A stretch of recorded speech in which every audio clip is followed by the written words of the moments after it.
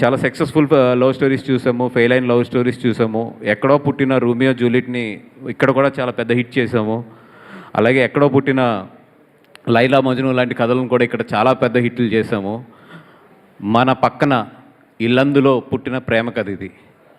ఇది ఏదో ఒక రచయిత రాసిన కథో, లేదంటే ఇది ఏదో ఒక క్రియేటర్ క్రియేట్ చేసిన కథో కాదు. ఇది స్వచ్ఛంగా ఇక్కడ తెలంగాణలో ఇల్లందులో జరిగిన ఒక ప్రేమ కథ.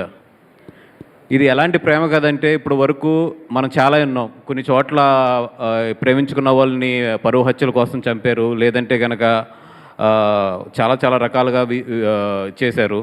కానీ మీరందరూ అనుకుంటున్నట్టు ఈ సినిమా పరువు హత్య కాదు, అంతకైనా ఘోరమైంది ఇది క్లైమాక్స్.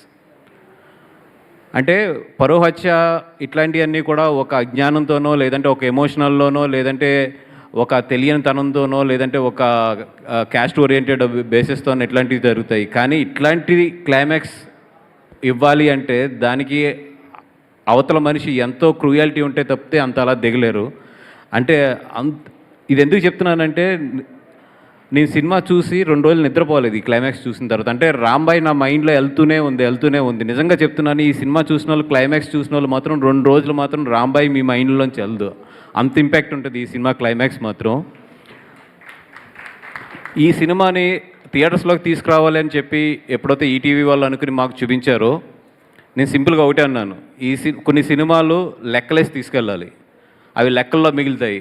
కొన్ని సినిమాలు గుండెల్లో మిగిలిపోతాయి. ఇది గుండెల్లో మిగిలిపోయే సినిమా ఇది.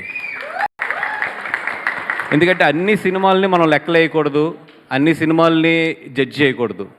నేను సినిమా చూసి లెగిస్తున్నప్పుడు ఒకటే అనుకున్నాను, ఈ సినిమాకి గౌరవం ఇవ్వాలి. ఎంత గౌరవం ఇవ్వాలంటే థియేటర్లోకి తీసుకొచ్చి ఈ కథ తెలియని వాళ్ళు, అంటే ఇల్లందు బార్డర్ దాటిన ఈ కథని మన తెలుగు వాళ్ళకి, ఎస్పెషల్లీ 2 స్టేట్లకు కూడా మన తెలుగు స్టేట్స్లో జరిగిన ఒక దారుణాన్ని చూపించాలని చెప్పి మాత్రం అనుకున్నాను. ఆ ఇంటెన్షన్ డెఫినెట్గా రేపొద్దున థియేటర్లో మీకు చూసినందుకు ఇప్పుడు నేను చెప్పే మాట రేపొద్దున థియేటర్లో చూసేటప్పుడు మీకు అర్థమవుతుంది ఎందుకు ఈ సినిమాని థియేటర్కి తీసుకురమ్మన్నాం అనేది. అండ్ నన్ను ఫాలో అవుతున్న వాళ్ళు కానీ, లేదంటే నన్ను స్పీచెస్ చూస్తున్న వాళ్ళు కూడా చాలామందికి తెలుసు, నేను ఒక సినిమా గురించి గట్టిగా చెప్పానంటే, ఆఫ్కోర్స్ ఈ మధ్యలో మిస్ అయినా అది పక్కన పెట్టేస్తే చెప్తున్నాను అంటే అది ఎంతో కొంత విషయం ఉంటుంది ఆ సినిమాలో అని చెప్పి ఈ సినిమా గురించి నేను చెప్తున్నా. ఈ సినిమా లాస్ట్ ½ అన్ అవర్ మీ కళ్ళల్లోంచి అయితే మాత్రం నీళ్ళు చెప్పిస్తుంది, గ్యారంటీ. అంత మంచి సినిమా ఇది. ఇంత మంచి సినిమాని ప్రొడ్యూస్ చేసిన మన వేణు ఉడుగులు గారు అండ్ రాహుల్ గారు.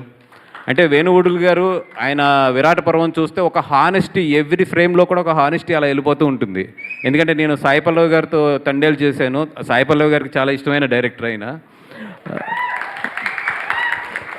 ఎందుకంటే ఆయన ప్రతి ఫ్రేమ్లోని కూడా ఒక చాలా హానెస్ట్ ఉంటుంది. అలాగే ఆయన రాసిన కవితల్లో కానీ ఇట్లలో కానీ చాలా ఒక డెప్త్ ఉంటుంది. అట్లాంటి ఒక మంచి చేతుల్లో ఈ సినిమా పడితే అంత బ్యూటిఫుల్గా, అంత హానెస్ట్గా ఉంది ఎవ్రీ ఫ్రేమ్ కూడా ఈ సినిమాలోని. సాయిలు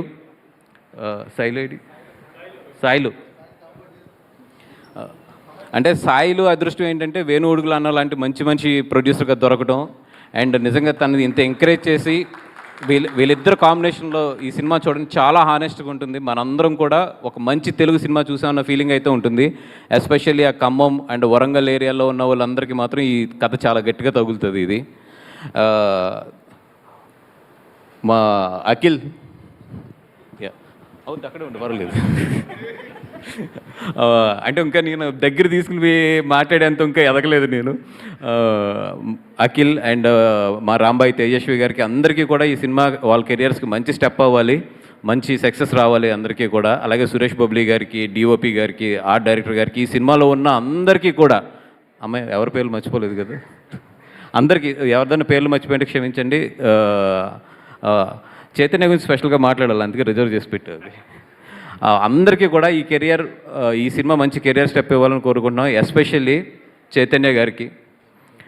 మొన్న గర్ల్ ఫ్రెండ్ చూసినప్పుడు ఆయన గురించి చెప్పాను. ఆ బాయ్ ఫ్రెండ్ ఎవరైతే ఉన్నారో బయటకు వచ్చినప్పుడు నువ్వు మాత్రం హెల్మెట్ పెట్టుకుని వెళ్ళు బయటకు ఎక్కడికన్నా వెళ్తే, ఎందుకంటే ఎక్కడైనా కనబడితే కొడతారని చెప్పి. అలాగే చైతన్య గారు కూడా చెప్తున్నాను, చాలా జాగ్రత్త సార్. ఎందుకంటే రాజు లాంటి వాళ్ళు చాలామంది ఉంటారు, కసిగా ఉంటారు వాళ్ళ గర్ల్ ఫ్రెండ్స్ ఫాదర్స్ మీద. వాళ్ళలో ఎవడన్నా కనెక్ట్ అయిపోయాడంటే మీకు మాత్రం జాగ్రత్త థియేటర్లోని. అంటే ప్రాణం పోస్తాడు ఈడైతే ఆ క్యారెక్టర్కి. ఎంత ప్రాణం పోస్తాడంటే, నేను మహేంద్ర గారిని బయటకు వచ్చి అడిగాను, నిజంగా ఆయన వికలాంగుడా లేకపోతే అట్లా యాక్ట్ చేశాడంటే అసలు ఇంత కూడా డిఫరెన్స్ తెలియనివ్వలేదు, దాంట్లోనే అంత న్యాచురల్గా చేశాడు ఆయన. నిజంగా నేనైతే షాక్ అయ్యాను థియేటర్లోని ఆయన ఈ పెర్ఫార్మెన్స్ చూసి. 21st ఈ సినిమాతో పాటు ఈయన డెఫినెట్గా మిగిలిపోతాడు జనాల్లో మాత్రం.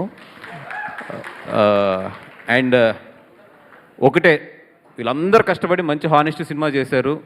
నిజమైన ప్రేమ కథని, అంటే ఏదేదో కల్పిత ప్రేమ కథో లేదంటే రాసిన ప్రేమ కథో కాకుండా నిజంగా జరిగిన ఒక ప్రేమ కథని అక్షర రూపంలో యథార్థంగా తీసుకొచ్చి చూపించారు. వీళ్ళందరికీ కూడా మంచి సక్సెస్ రావాలని కోరుకుందాం.